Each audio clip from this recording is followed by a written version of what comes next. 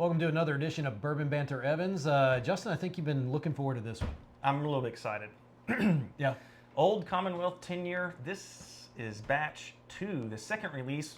Lucked up from a friend that ended up getting into the lottery and getting the bottle delivered to his house, which is fantastic. It's awesome. Because I had myself in queue to buy a bottle, and I had to wait. By the time I went in queue and started typing in my name, they were sold out. Yeah, I did. So I didn't even get to the queue. It just said sold out. sold out, yeah. So, a little bit of, shenanigans and trades later, we're going to try some Old Commonwealth. Yep. 10-year, batch 2, 120.4 proof, bottle number 320 of 532. I'm excited to try this. Yeah, I'm excited to try this one too. It's their weeded mash bill, correct? No, this used to be weeded. That's right. Yeah, so if you do your research or look a little bit about the brand of Old Commonwealth and what that is and involving with the Winkles and the Stitzel-Weller, Yep. It was a weeded and it was believed to be from Stitzel-Weller. So this is the new release. They stopped those in 2002.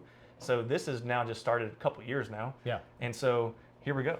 And a little homage to the original bottle. Looks the same. It does. It's got green glass, if you can tell. It's very, very lightly tinted. Very light, but it is green glass to It do is. the homage to the original bottles that they did. Same Winkle was the same way in the early bottles as well. That is a nice pop. And is it? Oh, it's a real cork too, isn't it? Oh yeah. So the plan was to do a little side by side, and let's try this 10-year versus another one that everybody knows is Rip 10, which we know is weeded, but we know this one is rye, and they've got that on their website. I encourage everybody to go look on their website. It's got plenty of good information about what Old Commonwealth, what they brought back. Super cool. We're gonna let that breed for just a second, but again, cheers. What's in your glass, and have you had Old Commonwealth? Yeah, either one, batch 1 or batch 2. Yeah, so I have not had batch 1. I don't believe you've had batch 1. Nope, have not. This is my first time trying Old Commonwealth. This will be my first time also. Now, the bottles that were originally done, I think 97, and then they ended their small run of it in 2002. They were in the cognac style bottle with the same paper logo and everything, but they were again believed to be Stitzel-Weller and the weeded mash. So when they decided to bring this back, not only did they bring Commonwealth back, but they also brought back Colonel Randolph and Cromwell. They do those as well. But I was a little more concerned about getting this brand specifically. Obviously, the lineage is kind of cool. Yeah. Not super old. Obviously, 2002 is 20-something years ago, but it's still pretty neat. Right, definitely. I agree. Yeah.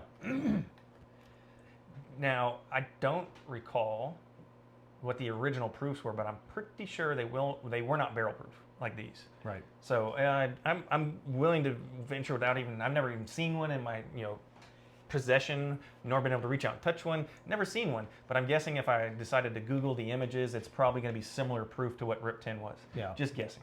So anywhere between 90 and 107. If you guys know that, put that in the comments and say, hey, I do know for a fact that the original OG Old Commonwealths were this proof. I do need to know that. Yeah, that would be nice to know. And then also, I think this one is a little bit less proofy than the first one. Is that correct? Correct. Yeah, the first batch that they just released a year ago was in the 130s, and this one is lower at 120.4. This, to me, is more approachable, so I'm a little bit more excited about trying the lower proof one. Yeah. And batch 1, of course, everybody's going to want to keep that one, and no complaints there. Completely understand that. This reminds me of looking at an old Coca-Cola bottle. It does. With the I know. glass, that green glass tint. It is cool, and what's nice to see it now that we've got the foil removed, you can see it a lot better from the top right there. You can, yeah. And I think they did a good job recreating this whole packaging. Now they do completely state on their website that it is definitely a rye mash now, so it's not weeded. Right. But they are getting obviously some old liquid from somewhere. This is 10 years old. The Cromwell's 15. Colonel Randolph is 16. So obviously you can kind of estimate where that's probably coming from, or could be potentially coming from, depending on where they're sourcing and where they're buying from. I'm curious to see if we'll be able to tell when we taste it. I don't think I can wait any longer. I say I've been waiting this long since we got it out of that last lottery and traded for it. So let's go ahead and open this. Yeah, definitely do that. And while you're doing that, if you would, give us a thumbs up down below and hit that subscribe Now that button. is dark. Holy cow. That is some dark liquid. That is definitely dark. Dang. You can really see the green Yes, now. yes. This is pretty cool. So this is my first experience with a green glass bourbon bottle. Obviously, I think all of us have had the Coca-Cola bottles before. Yep. Background, guys, want to try? I'll tell you what, though. That's a cool. I do like what they've done. That's so cool. I do enjoy what they've done with this product. Now, I'm hoping the juice is just as good as the bottle is. You know. Yeah, that's what I'm hoping for. This is, I'm like I said, I'm pretty stoked to try this, and I say we just dig right in. Yeah, I think so. Cheers! What's in your glass right now? It's Old Commonwealth 10-year. Yep, and you do have bourbon socks on. Oh, I do have bourbon socks on. Yes, you do. Oh, I tell you what, that nose is not bad.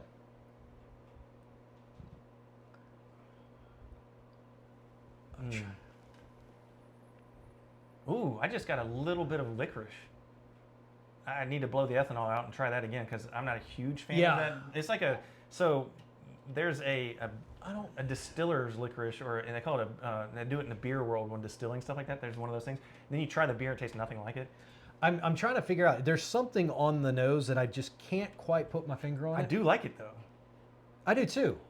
Golly, again, the color on that, if you guys can see, that is dark for 120. And I'm wondering if that's maybe what I'm getting is maybe a little bit of hint of that char, a little bit of the oakness on there, oakiness. I don't know. I can't quite put my finger on it yet. I do like the nose though. I don't dislike it. It's not ethanol forward or anything else like that. No, I've definitely had noses on lower proof that seemed a whole lot higher than this does. So for being a 120, it doesn't really nose like a 120. No, it doesn't. It's not burning me up with ethanol. I am doing small puffs of air to blow it out just to try to get more. Man, it's almost got like a depth, dank darkness to it. Yeah, and that's what I can't quite. Like earthiness. That's what it. I think it's an earthiness. Yeah. All right. Well, first sip. Here I go. Yeah, I'm right there behind you.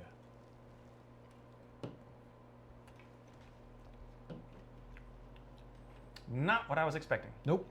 And then comes the kick of oak. And then it's sits. drying. And it dries. Oh, is it drying? Wow. For a 10-year, that's got some oak to it and that proof. But it's really pleasant, actually, for the first sip. You do get that rye, to me, right at the tip. It's not there. Right. Have you guys had Old Commonwealth? Like I said, put it in the comments. Let us know. Did you like it? Did you hate it? Was it amazing? Was it as good as what Forbes on their website says it was? Yeah, especially batch one. And let us know if you had both of them. Yeah. What are your 100%. thoughts? Yeah. Again, not that I've looked, but I haven't really seen any Old Commonwealth videos. No. So. And that's what we wanted to do. We wanted to get this one out there. Get this one out there and see our thoughts, but we want to know what other people's thoughts are that have tried it or at least opened it. Again, there's only 532 bottles of this. So there's only going to be 532 opportunities for this batch until they do another one. But second sip. Again, I do encourage, this is more of a review of this product than it is getting into the lineage and the history. It is still pretty cool with the lineages. By all means, they do a great job on their Old Commonwealth website. Go on there and read about it. It's pretty neat. I'll tell you what, though. It is totally different, the taste-wise, than what I was expecting. After that first taste and go back and nosing, you get like an earthy grain. It becomes very earthy. Yeah, and that's what I was trying to figure out on the first. I don't want to say this, but it's almost like dirt. It kind of smells like potting soil to a certain extent. You know what I mean? It has that. Now, this is coming from people that don't do adjectives like this. This is why this is so interesting, because this is a little bit different. Because to be honest with you, I don't know if I've ever smelt a nose like this one before. Oh my gosh, sip number 2 is just like, are you kidding me right now? Well, I can go ahead and tell you this. Let me go ahead and put myself on the spot. Unless something changes in the next sip, in the next minute. And it's not. This is going to easily make top 10 of 2025 bourbons tried for me. I like it. I'm not saying it's the best ever, but so far in what I've tried in 2025, this is easily in there. It's very unique. It's very different. That is what it is. And it's got me wanting more. The uniqueness to me is very, very intriguing. So I think I'm a little bit more involved with it than Charles is. Clearly, he's being nice. No, I'm dead serious. All right, now I'm going sip 3. I got to. This is. I'm still trying. I'm trying to analyze. The nose is so bizarre. Yeah. After drinking it. I'm trying to analyze it, to be honest with you. I mean, to me, it's definitely got the baking spices to me. I'm getting that. That's what I get very forward.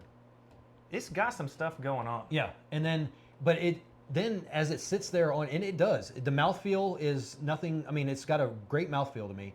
The finish is where Mouthfeel's fine. The proof is fine. You can't Yeah. even tell it's 120 no, proof. but it's the finish is where I get different. It's hitting me like in two different ways. You know, I'm getting different stuff on the finish. That just gets better. That third sip is just about fine. This right here is going to compete with some of the big boys, no problem. Taste-wise, flavor-wise, proof-wise, quality-wise. I'm very surprised how much oak dryingness this has given me for a 10-year. It does have its fair share, and it doesn't forgive a whole lot. But what I did like on that third sip, that spice from the rye pretty much disappeared, and it's just a flavor bomb at this point. It's got so much flavor going on of just what the heck can you figure this out? I know, but I still can't figure the nose out. That's still perplexing. I know what I want to try this up against. What you got? I want to try it up against the Eagle Rare 12. Not even close. I'm just curious because the oakiness of the 12 to me. What? I'm just telling you. He can reach it if he wants to do it. We have glassware. I don't know. It doesn't have that same oakiness. That is a relentless oakiness from that Eagle Rare 12 that never went away. That had such a weird mouthfeel. This doesn't have that. No, it does not have the weird mouthfeel, but the oakiness to me, and I haven't had it in probably 4 months. 3 months, 2 months, I don't know. I would guess probably a couple days. Yeah. No, it's been more than a couple days. It's been sitting over here. All right. So fresh crack, not even breathe, but maybe a I minute. digress. Yeah. I think it's a fantastic fresh crack. I do too. I like it. It's very unique though. I would be curious, man. I would be curious to see what the weeded mash would have been. All right. Though we don't, talk about price every time, we are now talking about it more as more things are becoming available. Now, in the beginning, we didn't hardly talk about price at all, but now, as it's becoming more acceptable, I would say, $249.99 if you won the lottery and got a bottle. Right. I would pay that all day for this. I've had other things that I've spent money on that were not as good, and this is worth a chance, I think. What is your honest thoughts? Would you spend $250 plus tax, shipping, tag, and title on this brand? I don't think I would. Charles is out. I don't think I would. Thank you. I'm all in. Taking my bottle, going home. And this is where we don't disagree very often on a lot of this. I like this. I like the uniqueness. I don't know if it's $250 good for me. Sign me up. Sign me up too. Sign me up. I'll take another one right now. Oh, I wouldn't say I wouldn't take one, but What do you think your price point would have to be if you wanted to purchase this? if I wanted to purchase this, it'd have to be 2 or under. 2 or under. Yeah. All right, so let me put it like this then, because this is actually another perspective we talked about multiple times. So there are plenty of 10-year bourbon and whiskey out there. Yes. That is anywhere between $43.99 and now $250, obviously, on the table. So if the MSRP of this is $249.99, then the MSRP, which we should just say SRP and get rid of the manufacturer, just say SRP for RIP 10 is now $70. Yeah. Where do you put this versus an actual Rip Van Winkle 10? I would say this is better than a Rip 10. I think it's got a lot more going Yes. than Rip 10. And that's what the Rip 10 to me is. I don't want to say it's a one-hit wonder. Rip 10 is great. Don't get me wrong. But it's not the best of the Rips. But no, I think this has got a lot more depth to it than what a Rip does. It's got a lot going on. Yeah. And packaging aside, and don't get me wrong, I think Rip 10's iconic. It's in the cognac glass. Again, there's lineage to that as well as to why. And they did that shape because those were originally squat bottles, and then they went to the cognac style. But what's interesting is these were the same shape prior to them coming out and ending in 2002, similar to the same thing they did in the European market, aka go over there to, I can't remember the one that's on the back, but I've got one from across the pond that was in Britain, I think. Yeah. They were the cognac style, 700 milliliters or 70 milliliters, I think is what it's called. And so now decided, I remember the first bottles I ever got were the squat bottles, and it didn't switch over until maybe 2014 or 13 that I even received the cognac style Winkles, what they call them. The bigger ones were in that, but not the Rip 10s. Yeah. Yeah. And so I thought that was interesting, the way they decided to change that bottle and go with the cognac style, which I do prefer the shape. I do too. I think it's a classy look. What I really like, And so that's another point I guess I could bring up. I agree with you. I think this is better than Rip 10 at the moment. Now, obviously, this is going to be the ultimate side-by-side we could do. But they have to source this from somewhere. They do. Automatically makes it more expensive. Yes. Obviously, Rip Van Winkle is being produced by the same person for quite some time now when the contract was fulfilled. Right. So obviously it's going to be less expensive for them because they're not having to buy that liquid to be able to turn a profit at whatever price they were sold that liquid at. So that has to play some into this 10-year-old whiskey. Yeah. And at that same time, then you could say, well, Justin, what about Michter's 10? Yeah. That's a solid point too. That's a $150 bottle. It is. And I don't have a problem. Michter's 10 is great. It is. I think Michter's 10 is very good. Now, from trying this, do you have an idea maybe where they're getting their liquid from? I was afraid you were going to ask me that. I'm really glad you. Did you look at the green glass on this? I This did. is really cool. It's cool. Yeah. I'm just curious. I don't think I can. And we've been able to do that for quite a few different products. We've been able to tell what we think the source is of the liquid. I have an idea based off of the many hours of putting into trying all this stuff, whiskey, bourbon, distilleries, sourced stuff, specifically known from those locations and trying their specific things done for them. And what we don't know enough information on personally, if you guys know, put it in the comments. Yeah, let us know, please. Cheers, what's in your glass, obviously. If you do know, not the source, but I'm talking about if you do know if this is a specific thing that was custom done 10 years ago. Right. And there's a person that I will call out, and that is called Frank Lynn. He is a known Kentucky sorcerer, sorcerer, whatever. Source person. Yeah. Does a custom mash by certain distilleries and then bottled in Fairfield, California. Okay, fine. What if this was something that was thought about that many years ago? I don't have enough information to say that this was done at that distillery for them, or this was bought as is and then, done within a couple years. Yeah, I don't either. I was just curious because this is one I can't figure out. So I can definitely say this. We know there is a specific distillery in the heart of Bardstown that's very well known for source brands. Yep. And do I have to call myself a professional at this point? Maybe. In my opinion of, 40,000 hours of 20 years later, there is no thought in my mind that comes up that anything is related to Barton on this. No, I don't think so either. I do not.